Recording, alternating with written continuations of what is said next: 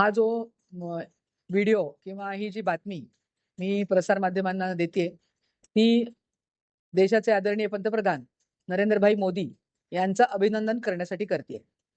मागच्या वर्षभरापूर्वी जो पहलगामला हल्ला झाला आणि एक मोठा दहशतवादाचा जो उद्रेक होता तो त्या ठिकाणी झाला। त्यांना त्यांची जात विचारून हिंदू बांधवांच्या वरती हल्ला करून त्यांची कुटुंब उद्ध्वस्त करण्यात आली। पर्यटकांच्या वरती मोठ्या प्रमाणावरती हल्ला करून त्यांची बायका पोरं सगळी उघड्यावर पडली।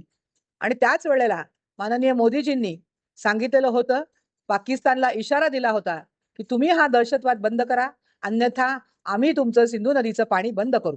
परंतु त्यावेळेला त्यांना चेष्टा वाटली आणि त्यांना असं वाटलं की ह्या वल्गना आहेत, ही वस्तुस्थितीमध्ये काहीही होणार नाही। आणि त्यावेळेला त्यांनी अशी घोषणा केली की तुम्ही आमचं पाणी बंद केलं तर आम्ही तुमचा श्वास घेणं बंद करू।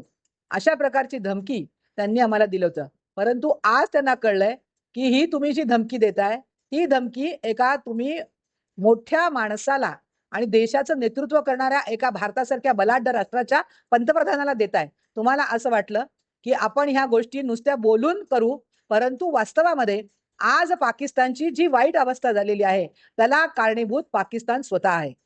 कारण आज ज्या 70% लोक त्या सिंधू नदीच्या पाण्यावरती अवलंबून आहेत, 70% शेती जे लोक करतात पाकिस्तानमध्ये, आज त्यांना कळून चुकलेलं आहे की आपण या पाण्याच्या अभावाने आपण अक्षरशः मरणार आहोत।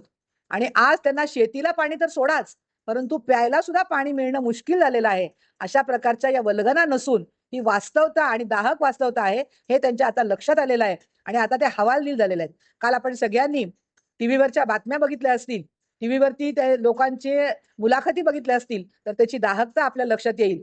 भारताचे पंतप्रधान आणि आमचं भारताचं मंत्रिमंडळ जे ठरवतं ते करतं आणि या दहशतवादाचा बिमोड करण्यासाठी हे पहिलं पाऊल भारताने उचललेलं आहे। संपूर्ण राष्ट्राची मान उंचावेल आणि भारतीय जनता पार्टीची मान उंचावेल असं कृत्य आमच्या आदरणीय पंतप्रधानांनी केलेलं आहे।